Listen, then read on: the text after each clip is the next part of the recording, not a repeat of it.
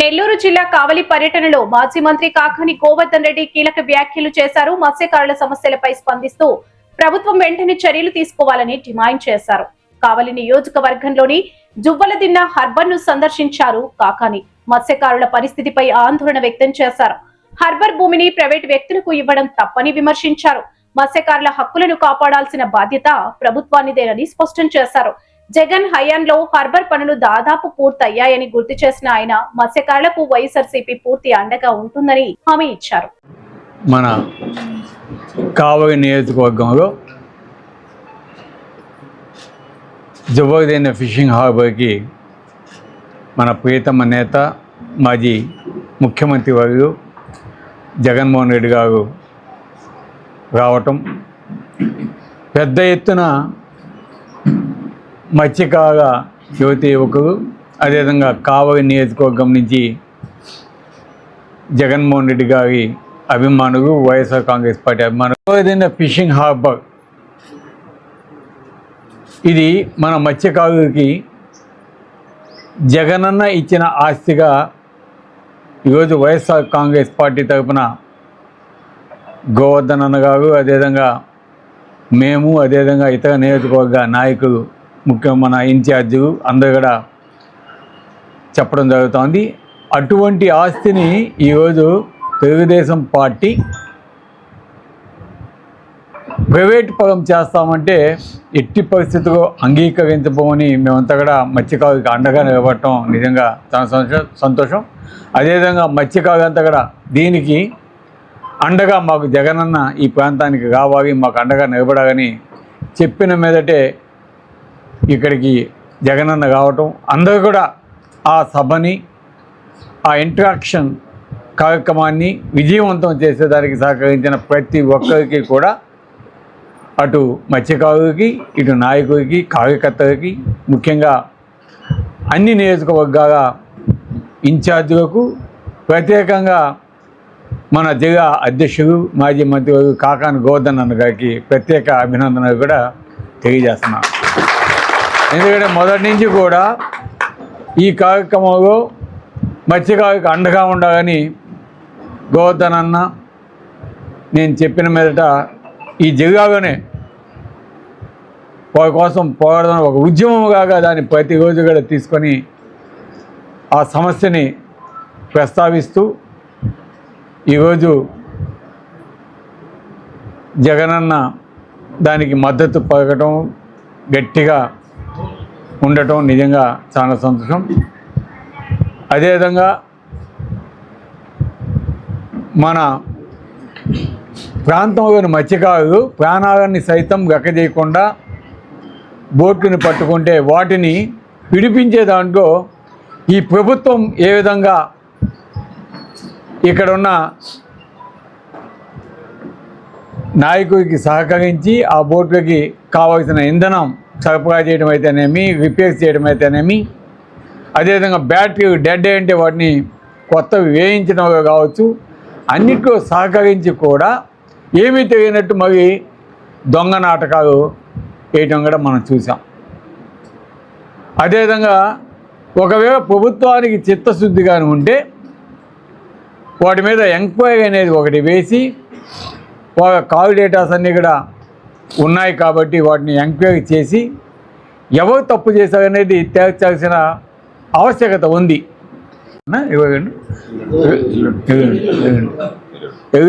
ఎల్లుండు వారు ఫైనల్ సమావేశం కూడా పెట్టుకున్నారు. ఈలోపుగా ప్రభుత్వం కూడా ఎన్నెన్నో మభ్యపెట్టే కార్యక్రమాలు చేస్తూ ఉన్నారు. ఏంటంటే మత్స్యకారులకి మేము ఏదో చేసేసాము, ఏదో చేస్తాము అని ఇంకా కూడా మోసం చేసేదానికి ఈరోజు ప్రయత్నిస్తూ ఉన్నాయి. ఈరోజు మత్స్యకారులు అడిగేది ఒకటే, ఆ పోయిన బోట్లు ఏవైతే సీజ్ చేసి ఉన్నాయో, ఏవైతే పోలీసు ఆధీనంగా ఉన్నాయో, మా జగనన్న చెప్పినట్టు పోలీసు స్టేషన్లో బంగారం జిగితే దొంగ బంగారం అంటే ఎవరైనా ఇంట్లో పోతే ఆ బంగారం జిగితే పోలీస్ స్టేషన్లో పెట్టుంటే అదే దొంగతనం చేసుకొని పోతే ఇంకా దానికి ఏం చేయాలా? అదేవిధంగా ఈరోజు పోలీసు ఆధీనంలో ఉన్న బోట్కి దొంగతనంగా ఎత్తుకొని పోతే వాటిని తెచ్చిపెట్టకుండా ఈరోజు ఈ ప్రభుత్వం దాని మీద ఎటువంటి శ్రద్ధ చూపించకపోతే ఈరోజు మత్స్యకారులకు ఏం న్యాయం చేస్తుందని మేము అడుగుతున్నాం.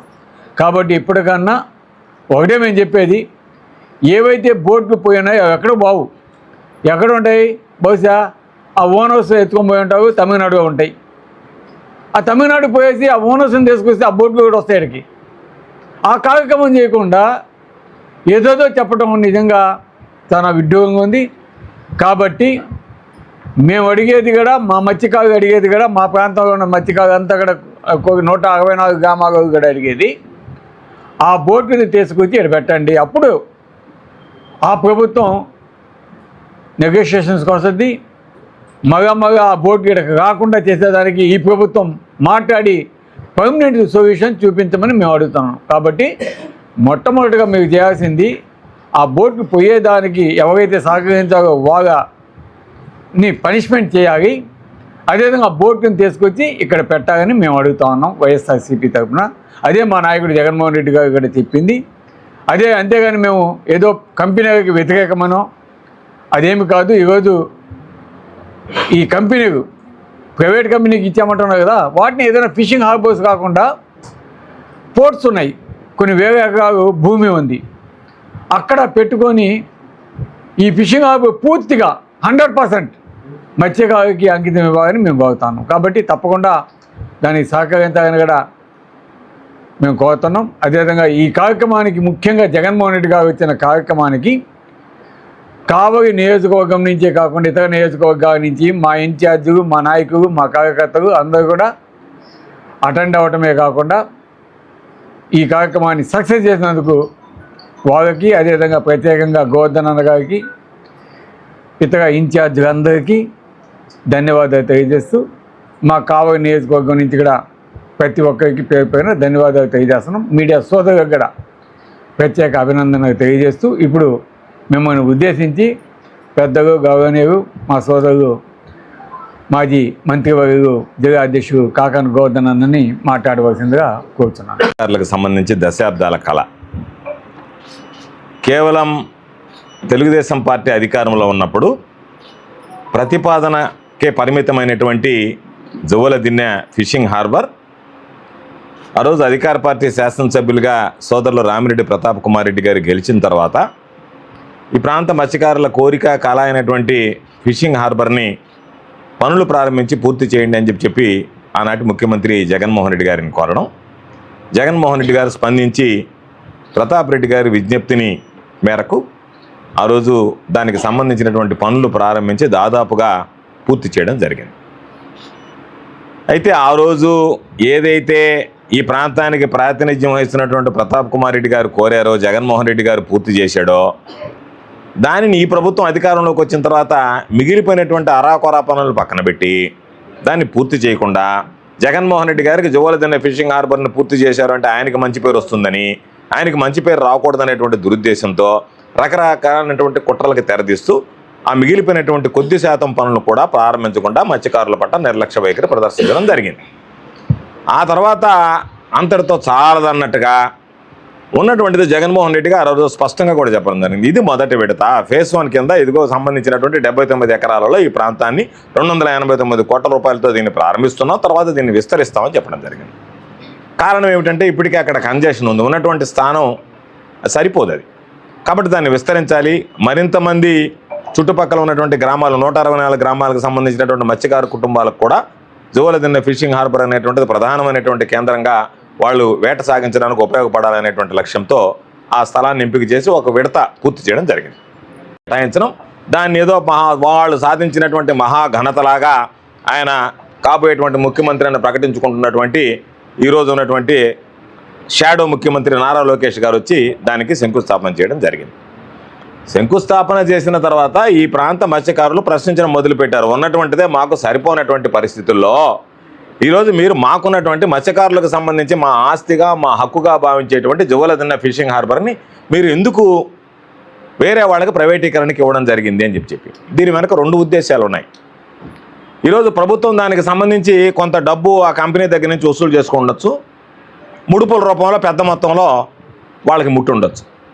అందుకనే నీకు ప్రైవేట్ వ్యక్తులకు సంబంధించి వాళ్ళ ఆధీనంలో ఉన్నటువంటి పోర్టుకు వెళ్తే, రామాయపట్నం పోర్టు కానీ ఇతర పోర్టులకు వెళ్తే ఆ డబ్బు ఏదైతే ఉందో ఆ డబ్బు మొత్తం ఆ యాజమాన్యానికి పోతుంది తప్ప వీళ్ళకి ఆమ్యామ్యాలకి ఏం రాదు.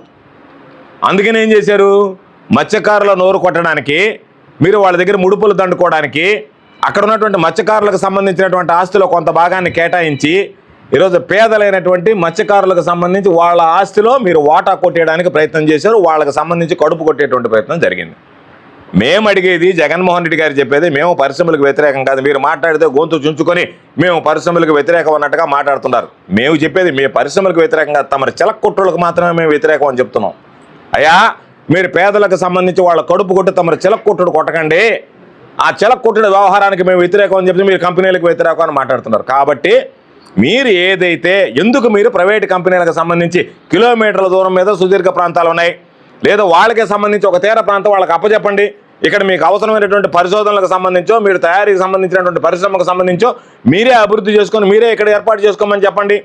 ఏమీ లేకుండా జగన్మోహన్ రెడ్డి గారు కట్టినటువంటి దాంట్లో కొంత వాళ్ళకి అమ్మి, కొంత డబ్బు జమ చేసుకొని, కొంత వాళ్ళ దగ్గర ముడుపుల రూపంలో తీసుకొని, ఒకరోజేమో ఇది ప్రైవేట్ అంటారు, ఒకరోజేమో ఇది డిఫెన్స్కి రక్షణ శాఖకు సంబంధించిందని అని మాట్లాడతారు.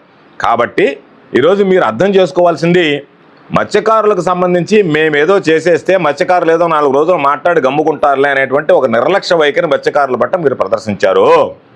అన్ని విషయాల్లో మత్స్యకారులు ఒంటరి వాళ్ళు కాదు. మత్స్యకార సామాజిక వర్గానికి సంబంధించి మత్స్యకారు కుటుంబాలకు అండగా ఉండడానికి మేమందరం ఉన్నాం.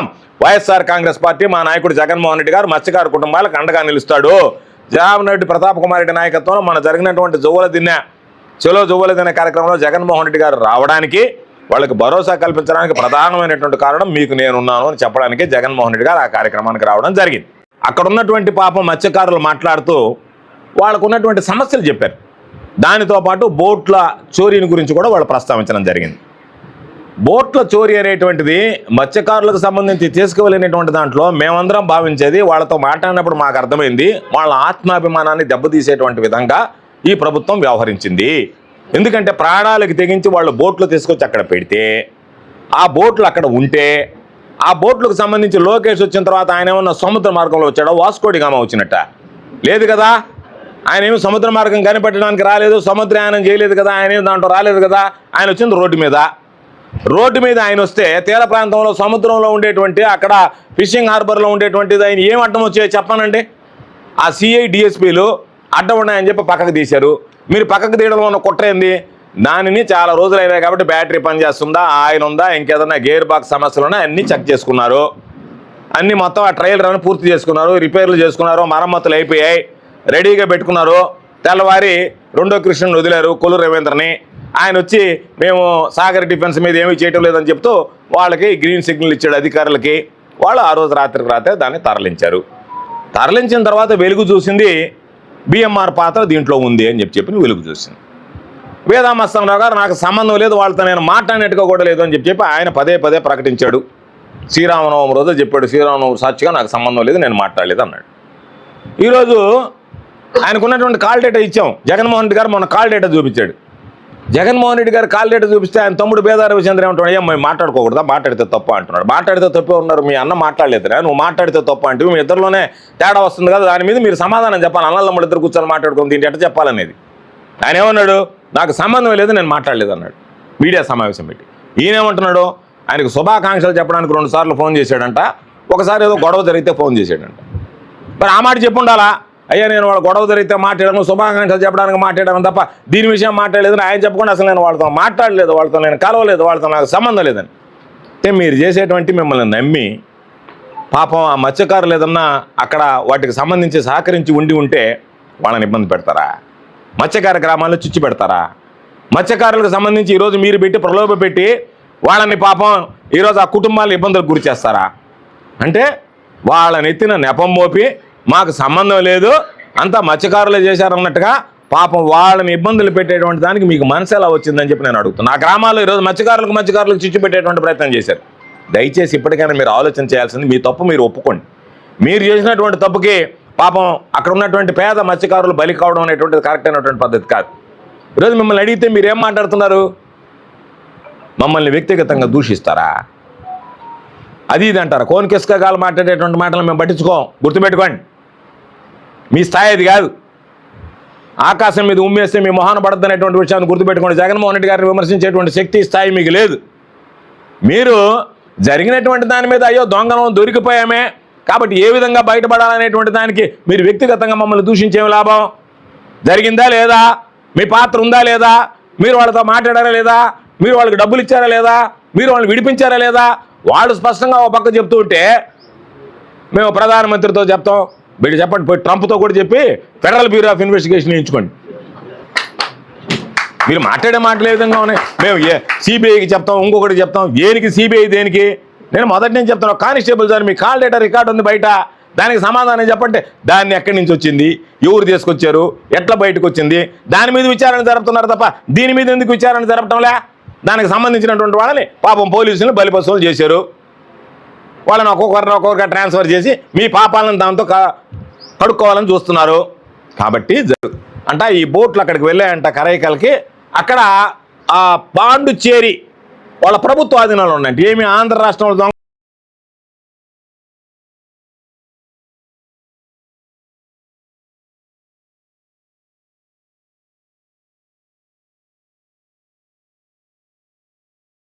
మాట్లాడితే, బోట్ల విషయం మాట్లాడితే, ఆ రోజు పాపం ఫోన్ చేశాడని చెప్పని ఆ పెద్ద అని అక్కడ ఉన్నటువంటి కాపు తోటయ్య పాపం స్పష్టంగా వాంగ్మూలం ఇచ్చా. మొన్న వాళ్ళు జరిగినటువంటి దాంట్లో నాకు 10 లక్షల రూపాయలు డబ్బులు పంపించారు, అక్కడ మినీ బైపాస్ రోడ్లో డబ్బులు తీసుకున్నానని చెప్పి అన్ని విషయాలు వాళ్ళు స్పష్టంగా చెప్తుంటే మీరు దొరికిపోయిన తర్వాత దానికి కారకులు ఎవరు? అసలు ప్రధానమైనటువంటి సూత్రధారులు ఎవరు? మీరే. మీతో మాట్లాడకూడదని చెప్పి దురాయేస్తే దానికి సంబంధించి ఈ సమావేశానికి పోకూడదని దురాయేశారని ముందు రోజు అంతా అందరూ మత్స్యకారులు మీకు సంబంధించినటువంటి పచ్చ మీడియాని అడ్డం పెట్టుకొని అది జరిగింది ఇది జరిగిందని మాట్లాడారు. మత్స్యకారులు మొన్న రాలేదా? మత్స్యకారులు మద్దతు ప్రకటించలేదా? మత్స్యకారులు మాట్లాడలేదా? వాళ్ళ సమస్యలు జగన్మోహన్ రెడ్డి గారికి చెప్పలేదా? కాబట్టి జగన్మోహన్ రెడ్డి గారు వాళ్ళ సమస్యలు విన్నాడు కాబట్టి స్పష్టంగా ఏం చెప్పాడు? వైఎస్ఆర్ కాంగ్రెస్ పార్టీ ప్రభుత్వం అధికారంలోకి వచ్చిన వెంటనే మీరు ఏదైతే సాగర్ డిఫెన్స్ కట్టబెట్టినటువంటి తీర ప్రాంతం కానీ అక్కడ ఉన్నటువంటి స్థలం ఏదైతే కేటాయించారో వాటిని రద్దు చేసి తిరిగి మరలా ఆస్తిగా ఆ ప్రాంత మత్స్యకారులకు జువ్వలదిన్నెలో ఉన్నటువంటి ఫిషింగ్ హార్బర్ మత్స్యకారులకు అప్పచెప్తాము. వాళ్ళ హక్కుని మీరెవరూ విడదీయలేరు, వాళ్ళ నుంచి దూరం చేయలేరు అని చెప్పడం జరిగింది. అదేవిధంగా ఈరోజు నాకు ఆశ్చర్యం వేసింది. దశాబ్దాల సమస్య, బోట్ల సమస్య ఏ రోజు ప్రభుత్వం పట్టించుకోలే, ఏ రోజు దాని గురించి ఆలోచన చేయలే. ఏ రోజైతే పాపం బిఎంఆర్ పేరు వచ్చిందో, దొంగతనం జరిగిందన్నారో జిల్లా కలెక్టర్ గారు ఒక మీటింగ్ పెడతాడు, ఎస్పీ గారు ఒక మీటింగ్ పెడతారు, ఉన్నటువంటి అధికారులందరూ ఒక ఆయన పెడతాడు. ఆయన ఎవరో ఉండేటువంటి వాళ్ళందరూ చాలకి ఇక్కడ 1వ కృష్ణుడు, 2వ కృష్ణుడు, 3వ కృష్ణుడు రంగప్రవేశం చేసిన తర్వాత 4వ కృష్ణుడు, ఆయన ఎవరిలో మ్యారిటైమ్ బోర్డు చైర్మన్ దామచర్ల సత్య ఆయన ఒకటి తీసుకొచ్చి పెడతారు. ఎక్కడెక్కడో వాళ్ళందరినీ తీసుకొచ్చి మీరు రక్తి కట్టించి ఏదో ఒక విధంగా ఇప్పుడు పట్టుకుంటున్నారంట బోట్లు. ఏమి ఇప్పుడు దాకా ఎందుకు నిద్రపోయారు? ఎందుకు పట్టుకోలేకపోయారు? మేము మా గళం ఇప్పిన తర్వాత, మత్స్యకారులకు అన్యాయం జరిగిన తర్వాత, మీ రోత పనులన్నీ బయటపడిన తర్వాత, మీ దొంగ చేష్టలన్నీ ప్రజలకు తెలిసిన తర్వాత ఈరోజు దాన్ని కప్పిపుచ్చుకోవడానికి మీరు రకరకాలైనటువంటి నాటకాలు దొంగ బోట్లు పట్టుకొచ్చేది, అడి పెట్టేది, మత్స్యకారులు మభ్య పెట్టేది. ఇదిగో దొంగ బోట్ అని. పోయినటువంటి బోట్ల సంగతి ఏందో తేల్చండి అంటే లేదంట. ఈ వదిలేశారంట, దొంగ బోట్లు వదిలేశారు. ఇప్పుడు ఉండే బోట్లు తీసుకొని అక్కడ పెట్టి ఇదిగో మేము పట్టామని చెప్పని చెప్తున్నారు. కాబట్టి మీ వ్యవహార శైలి ప్రజలకు అర్థమైంది. మత్స్యకారులు మోసం చేశారు. చంద్రబాబు నాయుడుకి ఎప్పుడు మత్స్యకారులు అంటే నిర్లక్ష్యం. కాకపోతే వాళ్ళకి రకరకాలైనటువంటి మాటలు, మీకు 50 సంవత్సరాలకి పెన్షన్ ఇస్తానని రకరకాలైనటువంటి మాటలని చెప్పి మభ్యపెట్టి ఓట్లు తడుకొని ఈరోజు వాళ్ళ కడుపు కొట్టేటువంటి విధంగా ప్రవర్తిస్తున్నాడు. ఖచ్చితంగా ఇది రాజకీయాలకు అతీతంగా, పార్టీలకు అతీతంగా ఒక సామాజిక వర్గానికి జరిగినటువంటి అన్యాయానికి వైఎస్ఆర్ కాంగ్రెస్ పార్టీ అండగా నిలిచింది తప్ప రాజకీయ జోక్యమో పార్టీ జోక్యంతోనో కాదు. ఏదైనా ఒక వ్యక్తికి మానవతా దృక్పథంతో ఏదన్నా జరిగితే, ఒక సామాజిక వర్గానికి ఏదన్నా అన్యాయం జరిగితే మానవతా దృక్పథంతో ఒక పార్టీ వాళ్ళని ఆదుకునేటువంటి ప్రయత్నం చేస్తే దానికి రాజకీయ రంగు బులిమి ఏదో ఒక విధంగా పబ్బం గడుపుకోవాలనేటువంటి ప్రయత్నం చేయడం సరైనటువంటి పద్ధతి కాదు. మేము మరలా చెప్తున్నాం, ఈరోజు ఎన్నికలు లేవు, మేయర్గా వచ్చి వాళ్ళు ఓట్లేసేటువంటి పరిస్థితి లేదు. కాకపోతే ఒక సామాజిక వర్గానికి జరిగినటువంటి అన్యాయం ఏదైతే ఉందో ఆ సామాజిక వర్గం మీద, మత్స్యకార సామాజిక వర్గం మీద ప్రభుత్వం చేస్తున్నటువంటి దాడి ఏదైతే ఉందో, నిర్లక్ష్యం ఏదైతే ఉందో, మేము గళం ఇప్పాం కాబట్టి, ప్రతాప్ కుమార్ రెడ్డి గారు గళం ఇప్పాడు కాబట్టి, జిల్లాలో ఉన్నటువంటి ఇన్ఛార్జీలు అందరూ గళం ఇప్పారు కాబట్టి, వాళ్ళ మత్స్యకారులు మాతో కలిసి వచ్చారు కాబట్టి, అందరం కలిసి గట్టిగా మాట్లాడాం కాబట్టి ఈరోజు వాళ్ళకి జరిగినటువంటి అన్యాయం మీద ప్రభుత్వం దృష్టి పెట్టింది. ముఖ్యమంత్రి గారు కూడా చిలక పలుకులు సన్నాయి నొక్కులు నొక్కాడు దానికి. చంద్రబాబు నాయుడు గెలిచి 22 నెలలు అయితే ఏ రోజైనా మత్స్యకారులు ఉన్న మాట వచ్చిందా? ఇక్కడ జువ్వలెందులో ప్రైవేటైజేషన్ అయిన తర్వాత జువ్వలెందులో బోటు దొంగతనం జరిగిన తర్వాత మొన్న బాపట్లలో జరిగినటువంటి సమావేశంలో చంద్రబాబు నాయుడు గారు మత్స్యకారుల గురించి మళ్ళీ మాట్లాడాడు. ఏం చేసావు? వాళ్ళకి ఎస్టీలు అన్నావు, ఏది ఎస్టీలకు గుర్తించావా? 50 సంవత్సరాల తర్వాత పెన్షన్ అన్నావు, ₹1 డబ్బులు ఇచ్చావా 2 సంవత్సరాలు అయితే? అవి చీకపోగా వాళ్ళకు ఉన్నటువంటి వాటిని ఒక్కొక్కటి తీసేసావు. కాబట్టి తప్పనిసరిగా ఈ జిల్లాలో ఉన్నటువంటి ఈ రాష్ట్రంలో ఉన్నటువంటి వైఎస్ఆర్ కాంగ్రెస్ పార్టీ శ్రేణులు అందరం కూడా ఈ రాష్ట్రంలో ఈ ప్రాంతానికి సంబంధించి మత్స్యకారులకు రామిరెడ్డి ప్రతాప్ కుమార్ రెడ్డి గారి ఆధ్వర్యంలో ఏ విధంగా అండదండలు అందిస్తామో, ఏ విధంగా వాళ్ళకి అన్ని విధాల సహాయ సహకారాలు అందిస్తామో, అండగా నిలుస్తామో, అదేవిధంగా రాష్ట్రంలో ఉండేటువంటి మత్స్యకార సామాజిక వర్గానికి మా నాయకుడు జగన్మోహన్ రెడ్డి గారి నాయకత్వంలో వైఎస్ఆర్ కాంగ్రెస్ పార్టీ ఎల్లవేళలా అండగా నిలుస్తుంది. మీరు చేస్తున్నటువంటి ఆగడాలని తప్పనిసరిగా ఎదుర్కొంటాం, వాళ్ళ పక్షాన నిలబడతాం. కాబట్టి మీరు ఎప్పటికైనా మేము అడిగేటువంటి 2 విషయాలు, సాగర్ డిఫెన్స్ని ఉపసంహరించుకోండి, అది పూర్తిగా వాళ్ళకి హక్కుగా కల్పించండి, తీసుకువెళ్ళినటువంటి బోట్లను తిరిగి సీజ్ చేసి అది ఎక్కడైతే ఉన్నాయో ఆ ప్రాంతంలో వాటి నుంచి మత్స్యకారుల మధ్య ఉన్నటువంటి ఆ చిచ్చు ఏదైతే ఉందో ఆర్పేసే ప్రయత్నం చేయండి అని చెప్పి ఈ ప్రభుత్వాన్ని డిమాండ్ చేస్తున్నాం. చంద్రబాబు నాయుడు అనేటువంటి వాడి గురించి మనం ఎక్కువగా మాట్లాడబడలే కాదు, ఏదైనా సరే చంద్రబాబు నాయుడు గురించి ఎక్కువగా మాట్లాడుకోబడలే. ఎందుకంటే చంద్రబాబు నాయుడు నిద్రలేస్తే అబద్ధాలు తప్ప నిజాలు చెప్పడం. ఆవు చేలో మేస్తే దూడ గట్టును మేస్తుందా? అందుకని చంద్రబాబు అబద్ధాలు చెప్తే ఈ ఎమ్మెల్యే ఎందుకు అబద్ధాలు చెప్పకుండా ఉంటాడా? ఆయన స్థాయిలో ఆయన అబద్ధాలు చెప్తుంటే ఈయన స్థాయిలో ఈయన అబద్ధాలు చెప్తున్నాడు సాధారణంగా. అందుకని చంద్రబాబు నాయుడు కోచింగ్ ఏంది? నేను అబద్ధాలు చెప్తాను, ఆ అబద్ధాన్ని మీరు అందుకొని 10 రెట్లుగా మాట్లాడండి అంటాడు. అందుకని ఆ అబద్ధాలు అందుకొని వీళ్ళందరూ ఉండింది లేనిదే మాట్లాడుతుంటారు. కాబట్టి చంద్రబాబు నాయుడు నిజం చెప్తే మనం ఎక్కువసేపు మాట్లాడుకోలేడా? అబద్ధం చెప్తే సాధారణమైనటువంటి విషయం. చంద్రబాబు అబద్ధం చెప్పడం అనేటువంటి, చంద్రబాబు ఏదైనా నిజం చెప్పుంటే చెప్పు, దాని గురించి విశ్లేషించాలి, లోతుగా అధ్యయనం చేయాలి. ఓయమ్మా నిజం చెప్పాడా అని. అబద్ధం చెప్తే దాని గురించి పెద్దగా మాట్లాడుకోబడి